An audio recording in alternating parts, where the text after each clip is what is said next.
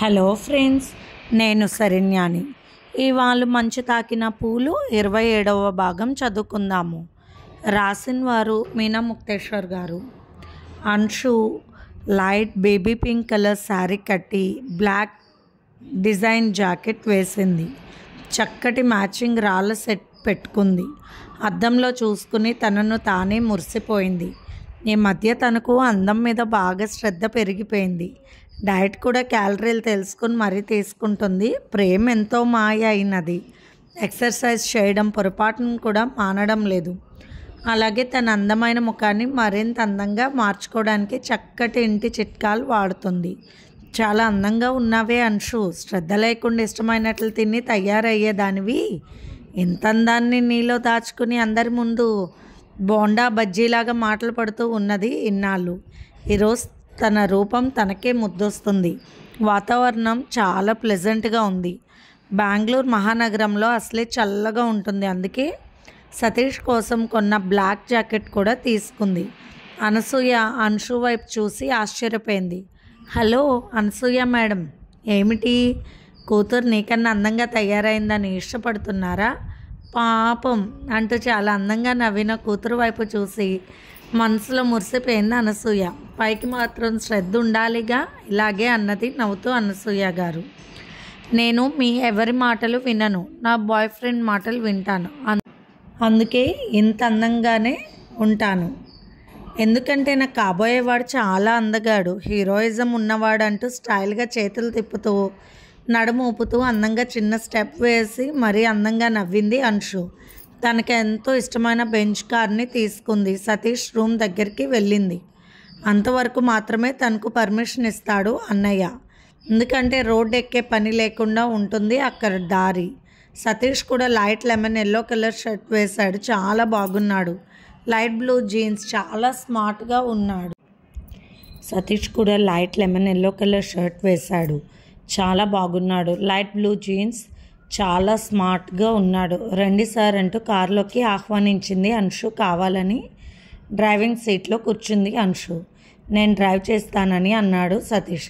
ఆడవాళ్ళ ముందు దూసుకుపోవాలి, ఆడవాళ్ళకు స్వతంత్రం కావాలి, వారి మనసును తెలుసుకోవాలి. ఇటువంటి భారీ డైలాగులు కొట్టే మీరేనా ఇలా మాట్లాడుతున్నారు? మీరుంటారుగా పక్కన, నాకెలా భయం అన్నది అంశు నవ్వుతూ. అవును, చిన్న చిన్న తాకిళ్ళు ఇవ్వాలని, అతనిలో కొన్ని కొత్త తలుపులను రేకింతించాలని ప్రయత్నాలను ఇప్పుడే స్టార్ట్ చేసింది అంశు. ఎందుకంటే సంఘవి గారు తనకిష్టమైన ఎడ్యుకేషన్ లైన్లోకి వెళ్ళిపోయి హ్యాపీగా ఉంటున్నారు. అందువల్ల సతీష్ కూడా చాలా హ్యాపీగా ఉంటున్నాడు. ఇక అతని మనసులో తనపై ప్రేమ విత్తనం నాటాలని నవ్వుకుంటూ ఉన్నది అందంగా అంశు. డ్రైవ్ చేస్తూ కావాలని ఒక పక్కకి తిప్పింది. అది అలా కాదు అంటూ స్టీరింగ్ పట్టుకున్న సతీష్ చేతులు అంశు చెయ్యి తీయకపోవడంతో ఆమె చేయిపై పడింది. సారీ అంటూ కాస్త అంశు దగ్గరగా జరిగి ఒక పక్కకు తిప్పుతున్నాడు కార్ స్టీరింగ్ను సతీష్. సతీష్ బాగానే డ్రైవ్ చేస్తారుగా, ఏమిటిది అన్నాడు నవ్వుతూ. ఏం చేస్తాం, మట్టిపూర, ఒకసారి వచ్చినట్లే ఉంటుంది, రెండవసారి అస్సలు రాదంటూ అమాయకంగా కళ్ళు తిప్పుతూ చక్కగా అందంగా నవ్వింది అంశు. సతీష్ కళ్ళొక్కసారి ఆమె కళ్ళల్లోకి చూసి అలా ఉండిపోయాయి ఒక్క క్షణం. ఆ ఒక్క క్షణం చాలు నా కళ్ళల్లోని ప్రేమ భావాలను చూడటానికి నీకు సతీష్. అవును, ఫంక్షన్లో అందరూ చాలా గ్రాండ్ లుక్లో ఉంటారు. చీర నాకు సెట్ అయిందా అని అడిగింది అంశు. చాలా బాగుంది అన్నాడు నవ్వుతూ సతీష్. అతని మాటల్లోని పర్ఫెక్ట్ గమనించి అతని ముఖంలో అతని మాటల్లోని నిజాన్ని గమనించింది అంశు. పార్టీ ప్లేస్కి చేరుకున్నారు. చాలా పెద్దవాళ్ళ పార్టీ అది. అంశు వైపు చూసిన మాలవిక, బ్యూటిఫుల్ అంశు, ఇంత లవ్లీగా ఎలా తయారయ్యేవే, స్టేజ్కి వెళ్ళేటప్పుడు ఇలా లేవుగా అంటూ నవ్వింది మాలవిక. నువ్వు కూడా ఇలా లేవుగా అంటూ నవ్వింది అంశు. అవును, నా కొల్లు వచ్చింది, నీ కొల్లు తగ్గిందంటూ పక్వంగా నవ్వింది మాలవిక. సతీష్ వైపు చూసి యువర్ వుడ్ బి అన్నది నవ్వుతూ చిన్నగా. ఇంకా విషయానికి క్లారిటీ లేదు అంటూ నవ్వేసింది అంశు. కార్ దిగేటప్పుడు సతీష్కి బ్లాక్ జాకెట్ ఇచ్చింది అంశు వేసుకోమని. వద్దు అంటుంటే రిక్వెస్ట్ చేసింది. సతీష్ వేసుకున్నాడు. నిజంగా రాజకుమారుల్లా మెరిసిపోతున్నాడు. పార్టీలో ఎటువైపు తిరుగుతున్న అంశు చూపులు సతీష్ని అల్లుకుంటున్నాయి. ఆ విషయాన్ని గమనిస్తున్న సతీష్ మనసులోనే నవ్వుకుంటున్నాడు. తనంటే ప్రాణం ఇస్తుంది అంశు. కానీ వాళ్ళ హై సొసైటీ ఎక్కడ, తమ కుటుంబం ఎక్కడ అనుకున్నాడు మనసులో. మాలవిక నిశ్చితార్థం ఫంక్షన్ గ్రాండ్గా జరిగింది. తర్వాత అందరూ డిన్నర్ చేశారు. అక్కడ ఇష్టమైన వారికి వైన్ కూడా ఉంది. హాట్ డ్రింక్స్ అటువైపు అని మాలవిక సతీష్తో చెప్పింది. నో థ్యాంక్స్ మేడం అన్నాడు సతీష్. ఆ తర్వాత యువజంటలన్నీ డ్యాన్సులు వేయడం మొదలుపెట్టారు. అంశు సతీష్ని కోరింది. సతీష్కి కాలేజ్ రోజుల నుండి డాన్స్ అంటే చాలా ఇష్టం. అందుకే అడగగానే వెళ్ళాడు. హుషారైన హోరెత్తించే పాటలకు అందంగా డాన్స్ వేస్తున్నారు అందరూ. అంశుతో డాన్స్ చేస్తున్న సతీష్ ప్రవర్తన ఏమాత్రం అర్థం కాదు అంశుకి. ఇష్టమైనట్టు తన రిధంలో తను డాన్స్ చేస్తాడే తప్ప తన వైపు చూడాడు. ఎంజాయ్ చేస్తూ డాన్స్ చేస్తున్నట్టు అర్థమవుతూనే ఉన్నది. కానీ ఒక ఆడపిల్లతో అందంగా డాన్స్ చేస్తున్నానన్న భావన అతని చేతుల్లో కనిపించదు అని అనుకున్నది అంశు.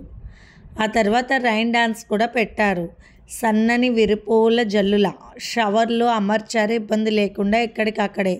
ఇక రైన్ డాన్స్ అందరూ ఫాస్ట్గా వేస్తున్నారు. కాపోయే కొత్త జంట కిస్ చేసుకుంటుంటే అందరూ క్లాప్స్ కొట్టారు. వారి వైపు చూసిన అంశు కళ్ళల్లో ప్రేమ భావాలు వెలువెత్తాయి. చుట్టూ ఉన్న ప్రేమ మాయలోకంలో ప్రేమతో తప్పిపోయి ఆ భావాలలో మునిగిపోయిన అంశు ఆ చల్లని గంధపు జల్లల వెలువలో అడుగులు వేసుకుంటూ సతీష్ చెంతకు చేరింది. అతడికి చెయ్యందించింది ప్రేమగా సతీష్ కళ్ళల్లోకి చూస్తూ. పరవశాన అడుగులు తన వైపే వేస్తూ తన కళ్ళల్లోకి చూస్తూ ప్రేమ ఆవేశపు వెలువల్లో విరివిప్పిన మయూరిలా వస్తున్న అంశు వైపు అలా చూసి సేపు తాను కూడా మర్చిపోయాడు సతీష్. అంశు అందించిన చెయ్యి అందుకుని చక్కగా రెయిన్ డ్యాన్స్ క్లాస్గా అందరి కళ్ళ వారి మీద పడేలాగా అందంగా అభినయించారు సతీష్ అంశు. ఇద్దరు పరిస్థితులను గమనించే స్థితిలో లేరు. ప్రేమలోకంలో విహరిస్తూ ప్రేమలోక ద్వారాలను తెరుచుకుని లోపలికి చేరి అలౌకికమైన ఆనందంలో మునిగిపోతూ మానసిక ఉల్లాసంతో నర్తిస్తున్నారు. అందరి కళ్ళకు చాలా క్యూట్గా అందంగా కనిపించారు. మాల్విక తన వుడ్బీతో డాన్స్ చేస్తూ అంశు వైపు చూసింది. ఆశ్చర్యపోయింది. ఎవరి విషయానికైనా ముఖం మీద కొట్టినట్లు చెప్పే అంశు నేడు ప్రేమ మాయలోకంలో భావావేశంతో వెలువల్లో ఊహించని స్థితిలో చుట్టూ ప్రపంచాన్ని మర్చిపోయి అలౌకికమైన ఆనందంతో నర్తిస్తుంటే చూడటానికి రెండు కళ్ళు చాలలేదు అనుకుంది. సతీష్ వైపు చూసి ఒకంత ఈర్ష్యపడింది. మైమర్పుగా డాన్స్ చేస్తూ ఊహించని స్థితిలో ఒకరినొకరు హత్తుకుని పోయారు సతీష్ అంశు చేసిన సహాయం సరైన సమయంలో సరైన స్థితిలో తనకెప్పటికప్పుడు తోడుగా నిలిచిన జ్ఞాపకాల పందిరిలో ప్రేమ కొమ్మలకు చిగురులు వేసి సతీష్కు తెలియనంతగా అల్లుకుపోయింది అతని మనసులో దాగి ఉన్న ప్రేమతో అంశు. మొట్టమొదటిసారిగా సతీష్లో చూసిన హీరోయిజంతో అంశు మనసులో సతీష్ రూపం చెరగని ముద్ర వేసింది. ఆడపిల్లలపై సతీష్కున్న బాధ్యత గమనించిన ఒక ఆడపిల్ల మనసు ఆనందంతో తన మనసులో ఎప్పుడో శిఖరాగ్రాన ఉన్న తన ప్రేమ మందిరంలోకి సతీష్ని ఎప్పుడో ఆహ్వానించింది. అలా మనసున తాగి ఉన్న ప్రేమ ఈనాటి పరిస్థితిలో వారి గ్రహించలేని స్థితిలో అందంగా అల్లుకుపోయారు. కాసేపటికి ఒకరికొకరు సర్దుకున్నారు. మాలవికకు చెప్పి బయలుదేరారు ఇంటికి సతీష్ అంశు. సన్నని వాన చినుకలతో తడిసిన బ్లాక్ జాకెట్లో క్లాస్గా మెరిసిపోతున్న సతీష్ వైపు అనురాగం నిండిన కళ్ళతో చూసింది అంశు. సన్నని జల్లు బయట కూడా కురుస్తూ ఉంది. ఎందుకన్నా డ్రెస్ తెచ్చుకున్నా కూడా మార్చుకోవాలనిపించలేదు అంశుకి. కారు ప్రయాణిస్తుంటే ఒక చోట ఆపమని రిక్వెస్ట్ చేసింది అంశు. సతీష్, నా మనసులో మాట చెప్తున్నాను. నేను మిమ్మల్ని మనస్ఫూర్తిగా ప్రేమిస్తున్నాను. మీకోసమే నా రూపాన్ని నేను మార్చుకున్నాను అందంగా. నా శిల్పాన్ని నేనే చెక్కుకున్నాను. మీ గుండెల్లో నాకు స్థానం కావాలని కోరుకుంటున్నాను అంటూ సతీష్ చేతి మీద తన చెయ్యి వేసి అడిగింది అంశు. సతీష్ మనసంతా ప్రేమతో నిండిపోయి గొంతు పెగల్లేదు అతనికి. అంశు అంటూ అలాగే ఆగిపోయిన సతీష్ కళ్ళల్లోకి చూసింది ప్రేమగా అంశు. ఎంతో నమ్మకంతో నాతో పంపిస్తున్నారు మీ అన్నయ్య. పెద్దలకు తెలియకుండా వారికి ఇష్టం లేని పరిస్థితిలో నేను మిమ్మల్ని ప్రేమిస్తున్నానని ఎలా చెప్పగలను? నా పరిస్థితి నాకు తెలుసు. మీరెంతటి వారో మీకు తెలుసు. ఎలా అది సాధ్యం అన్నాడు సతీష్. నా ప్రేమ ప్రాణం అన్నీ మీరే. అది దక్కకపోతే నేనేమైపోను. కానీ జీవితాంతం ఇలాగే ఉండిపోతానని చెప్తున్న అంశు వైపు ప్రేమగా చూశాడు సతీష్. మౌనంగా ఉంటారు ఎందుకు? ఇందాక నా చేయి పట్టుకుని ప్రేమగానే నాతో డాన్స్ వేశారు. మీ చూపుల్లో ప్రేమను నేను గ్రహించాను. మీ చేతుల్లో నాపై ఉన్న ఆప్యాయతను కూడా గమనించాను అన్నది అంశు. నిజమే అంశు, నేను మిమ్మల్ని ప్రేమిస్తున్నాను. మీ పెద్దవాళ్ళని ఒప్పించి మరీ పెళ్లి చేసుకుంటాను. ఈలోపు మీరు లేనిపోని చెప్పి తేలిక కావద్దు అందరి ముందు. నేను మిమ్మల్ని ఇష్టపడుతున్నాను, ఇది ఎప్పుడో చెప్పాలి అనిపించింది. మొదటిగా పరిచయం అయ్యి అక్క కోసం నేను వాళ్ళ ఊరు వెళ్ళాలనుకున్నప్పుడు నాకు అన్ని సౌకర్యాలు కల్పించారు. కొత్తగా పరిచయం అయినా కూడా నమ్మకంతో నాకు సహాయం చేసిన మిమ్మల్ని చూసి అప్పుడే నేను మీ మంచితనాన్ని గ్రహించి నా మనసులో ఉన్నతమైన స్థానాన్ని ఇచ్చేశాను. ఆ రోజే అంటున్న సతీష్ మాటలకు నన్ను మీరు అని అనవద్దు, అంశు అనండి అంటూ సతీష్ చెయ్యి పట్టుకుని ఒక ముద్దు పెట్టండి. ఇప్పుడు మీరు నాతో చెప్పిన మాటలు ఎప్పటికీ మర్చిపోకుండా అని నవ్వుతూ అడిగిన అంశు వైపు చూసి అందంగా నవ్వి ఐ లవ్ యూ అంటూ అంశు ముఖాన్ని దగ్గరగా తీసుకుని ఆమె నుదుటిపై ముద్దు పెట్టాడు. ప్రేమ పార్వస్యంలో మునిగిపోయింది అంశు. జీవితం అలా పరిసమాప్తం అయిపోతే బాగుండు. అదే పరిస్థితుల్లో అన్నంత భావోద్వేగానికి లోనైన అంశు సతీష్ గుండెల్లో ఒదిగిపోయింది. సతీష్ మనసు ఆనంద పరవశంలో మునిగిపోయింది. ఇన్నాళ్ళ జీవితంలో ఎన్నడూ ఎరగని ఏదో భావేశం, ఏదో కావాలని ఆరాటం, తన మనసులో తనకి తెలియని పోరాటం, తన గుండెల్లో దాగిపోయిన అంశు తనువు మనసు నీకే సొంతమని తనకు తానుగా ప్రేమించిన ప్రేయసిగా తనకు తానే తన గుండెల్లో చేరిపోవడం, అది ఒక అద్భుతమైన భావన. అది ఒక అనిర్వచనీయమైన ఆనందమైన, అందుకోవాలి అనుకున్న అందుకోలేని, చొరవ చేయలేని వారి స్థాయి పోల్చుకుంటే ఆఖరి మెట్టు మీద ఉన్న తను ఎలా అందుకుంటాడు? ఏదో ఆవేదన, తన గుండె శబ్దం తనకే వినిపించేంత ప్రేమ నిండిపోయిన దడదడలు మొదలయ్యాయి.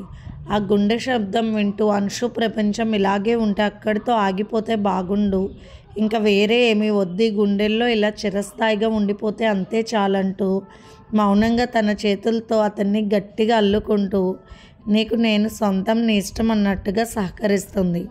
అలౌకగా చేతివేళ్లతో చిన్నగా నొక్కుతూ నీలో కలిసిపోవాలన్నట్టుగా భావనతో కూడిన సందేశాలు తన సుకుమారమైన చేతువేళ్ల ద్వారా తన ప్రేమ సందేశాలను సతీష్ శరీరంలోకి పంపిస్తుంది అంశు. మొట్టమొదటిసారిగా స్త్రీ స్పర్శ, అద్భుతమైన ఆనందంలో కాలాన్ని మర్చిపోయాడు సతీష్. అతని మనసు అతని మాట వినడం లేదు.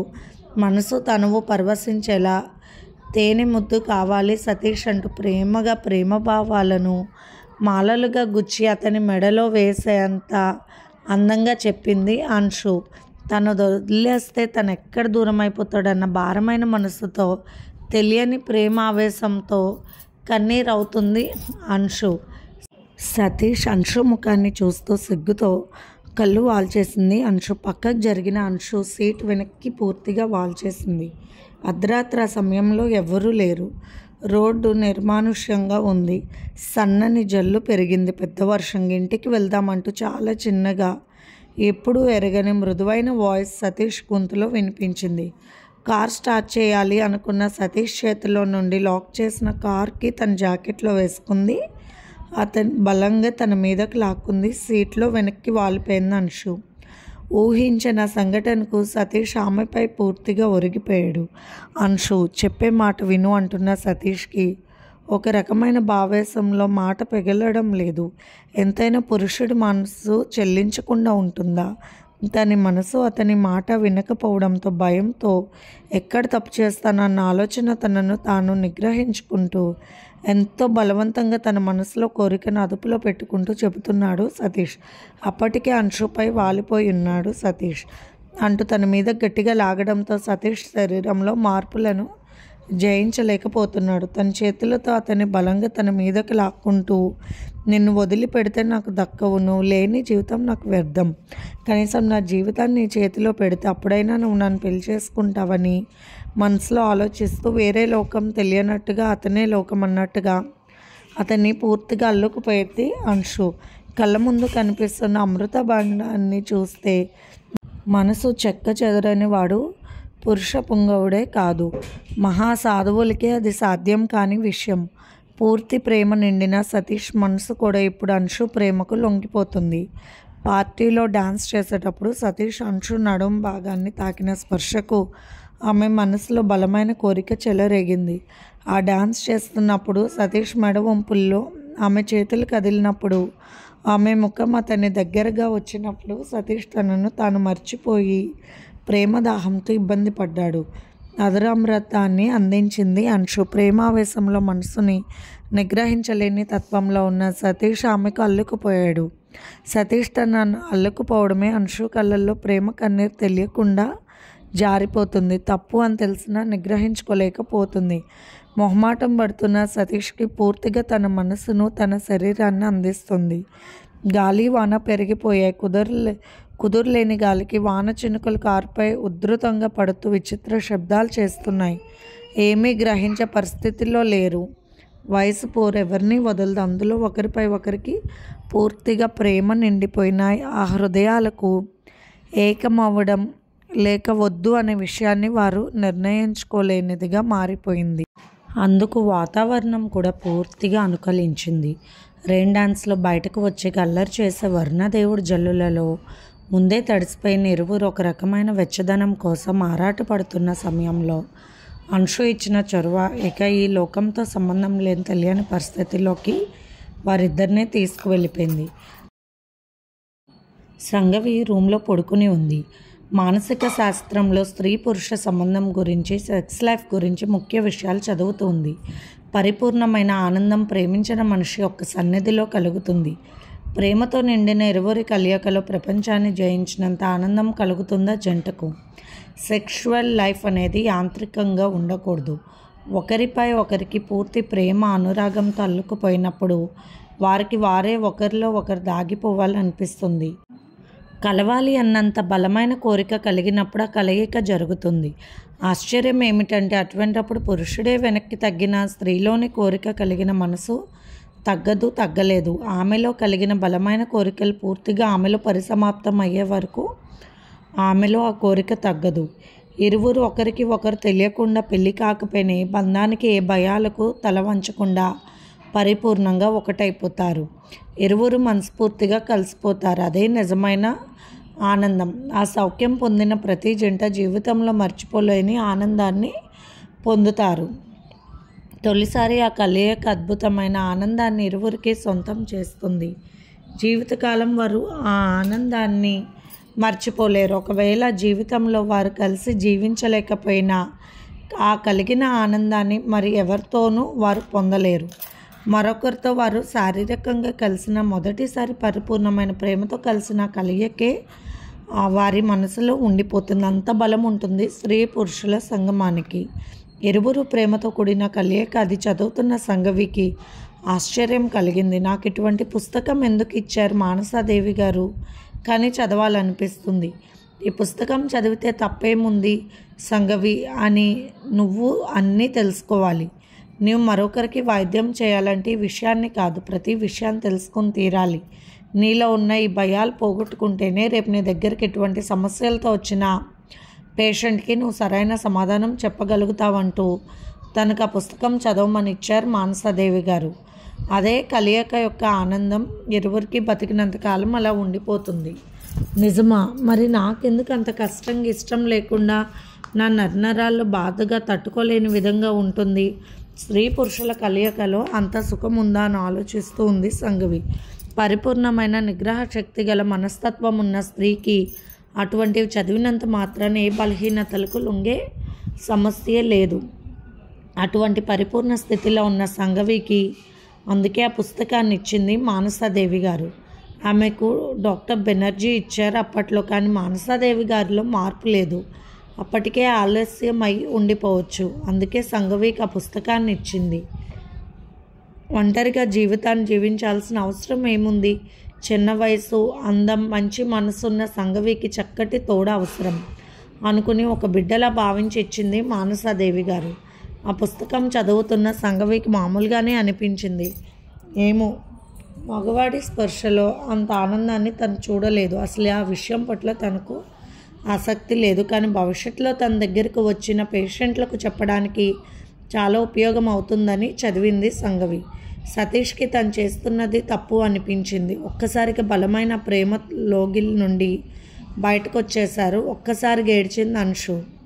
అతని బలంగా అల్లుకుపోయింది. తనను తాను నిగ్రహించుకోవడం కష్టంగా ఉంది నిజానికి సతీష్కి. కానీ ఒక ఆడపిల్ల మానాన్ని ఇలా అన్న ఆలోచన అతనిలో ఉండి ఆ పరిస్థితి నుండి చాలా బలవంతంగా బయటకు వచ్చాడు.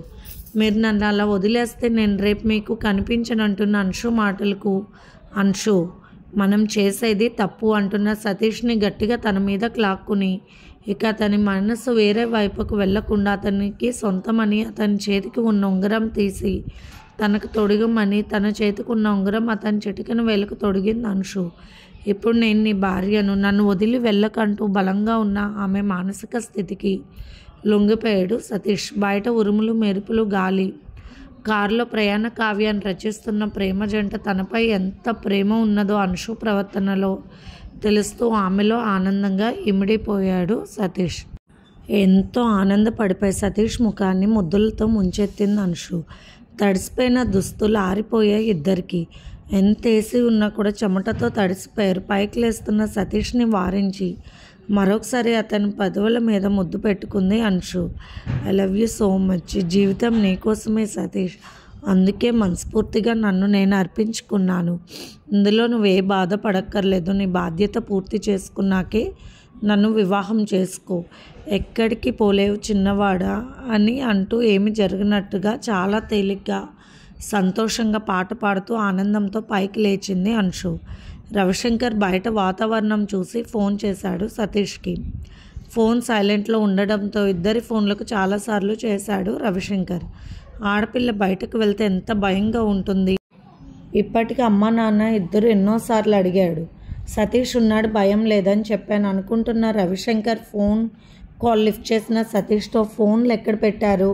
వర్షం గాలి బాగా ఎక్కువైపోయింది. ఎక్కడున్నారు సతీష్ అన్నాడు కంగారుగా.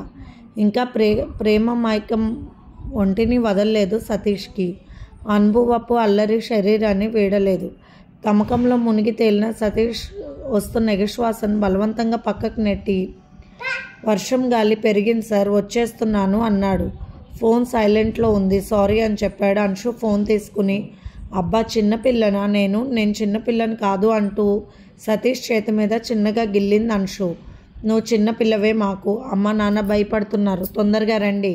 ఫోన్లు ఇద్దరు తీయకపోతే భయం వేదా అన్నాడు కాస్త కోపంగా రవిశంకర్. వస్తున్నాము. దారిలో గాలివాన పెరిగింది, టైర్ పంచర్ అయిందంటూ సతీష్కి చెక్కలు గిలిపెడుతూ అల్లరి చేస్తూ మాట్లాడుతుంది అంశు. సరే త్వరగా రండి అని ఫోన్ పెట్టేశాడు రవిశంకర్. ప్రపంచం అంతా నువ్వే నిండిపోయినట్టుంది. నిన్ను వదిలి వెళ్ళబుద్ధి కావడం లేదు సతీష్. ఇద్దరం కలిసి లేచిపోదామా, దూరంగా వెళ్ళిపోదాం, ఎవరికి కనిపించకూడదు. పగలు రేయి నువ్వు నేను, ఇంకా ఎవరు వద్దు మనకు అంటున్న అంశు మాటలకు అందంగా నవ్వాడు సతీష్. నా మనసుకు బాధగా ఉంది అంశు అంటున్న సతీష్ వైపు చూసి ఏమిటి నేను నచ్చలేదని చెప్తావా, కొంపతీసి ఇంత జరిగాక అంటూ అల్లరిగా నవ్వింది అంశు. అది కాదు, ఆడపిల్లల విషయాలలో ఎన్నో బాధలు మంచి చెడ్డ తెలిసిన నేను ఈరోజు పెళ్లి కాకుండా ఇలా అంటున్న సతీష్ నోరు మూసేసింది అంశు. నేను మామూలు అమ్మాయిని కాదు సతీష్. నీ మీద పరిపూర్ణమైన ప్రేమ నమ్మకం ఉన్నాయి నాకు, నీకెందుకు భయం అంటూ అందంగా నవ్వింది అంశు. బాధపడుకు, నా ప్రమేయం లేకుండా నా నుండి నువ్వు దోచుకుంటే తప్పు, కానీ నేను నిన్ను దోచుకున్నాను చెప్పాలంటే అంటూ అల్లరిగా నవ్వేసింది అంశు సతీష్ ముఖాన్ని ముద్దులతో ముంచెత్తుతూ. ఆశ్రమంలో జీవన్ తనకు మందు కావాలని భయంకరంగా అరుస్తూ ఉన్నాడు. సరస్వతి గారికి ఏడుపు వస్తుంది. అక్కడే ఉన్న ఆశ్రమ బాధ్యతలు తీసుకునే అమ్మాయి వచ్చి మీరు భయపడకండి అమ్మా, భయపడకండి, వ్యసనం ఉన్న వాళ్ళు అలాగే అలమటిస్తున్నారు. ఆ అలవాటు తీవ్రతను బట్టి నిర్ణయిస్తారు ఏ మందులు వాడాలో. అందుకే ఈరోజు ఆయన మనసును పూర్తిగా బయటకు వచ్చేలా చేశారు స్వామివారు. ఆ ఆలోచన తీవ్రతను బట్టి ఆయన వైద్యం మారుస్తారు, ఆ కోరిక తీవ్రతను బట్టి పసరు వైద్యం మారుస్తారని వివరంగా చెప్పింది నందన సరస్వతి గారికి.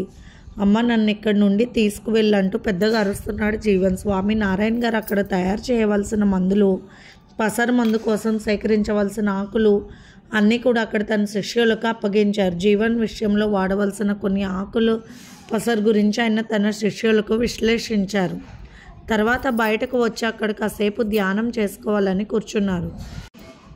సరస్వతి గారు స్వామి నారాయణ గారి దగ్గరికి వచ్చి నమస్కరించింది.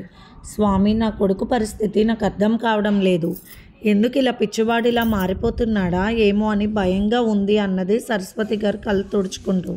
ప్రస్తుతానికి ఉన్న పరిస్థితి అదే. అతని వ్యసనాలకు అతను పిచ్చివాడైపోయాడు. అతన్ని మామూలు మనిషి చేయాలంటే సమయం పడుతుందమ్మా. ఇటువంటి అరుపులు కేకలు ఎన్నో వింటారు, కానీ కోలుకుంటాడన్న నమ్మకం నాకుంది. అతడిలో ఉన్న వ్యసన వ్యాపకాలు బయటకు తీస్తే కొన్ని గుప్త రోగాలు కూడా ఉన్నాయి. వాటి విషయాన్ని చూడాలి. ఈ విషయంలో మీరు బాధపడాల్సిన అవసరమే లేదు. ఇంకా ఈ సమయంలో అయినా మీ బిడ్డను తీసుకువచ్చారు, అందుకు సంతోషం. మీరు మానసికంగా ప్రశాంతంగా మీకు ఇష్టమైన పనులు ఎంచుకుని మీరు నిస్సందేహంగా చేయవచ్చు. సమయాన్ని ఖాళీగా ఉంచడంతో మీ దృష్టి కొడుకు మీదే ఉండిపోయి మానసికంగా కుంగిపోతున్నారని చెప్పారు స్వామి నారాయణ గారు. తప్పకుండా స్వామి, మీ వైద్యానికి ఇంకా నేను అడ్డు రాలేను. జాగ్రత్తగా ఉంటాను. కొన్ని సులభమైన వైద్య విధానాలు నాకు నేర్పిస్తే నేర్చుకుంటానని చెప్పింది సరస్వతి. ఇది ఫ్రెండ్స్ ఇవాల్టి ఎపిసోడ్. రేపు ఇంకొక ఎపిసోడ్తో మేము ముందుకు వస్తాను. మీకు కనుక స్టోరీ నచ్చినట్లయితే లైక్ చేసి షేర్ చేసుకొని సబ్స్క్రైబ్ చేసుకోండి. ఉంటాను.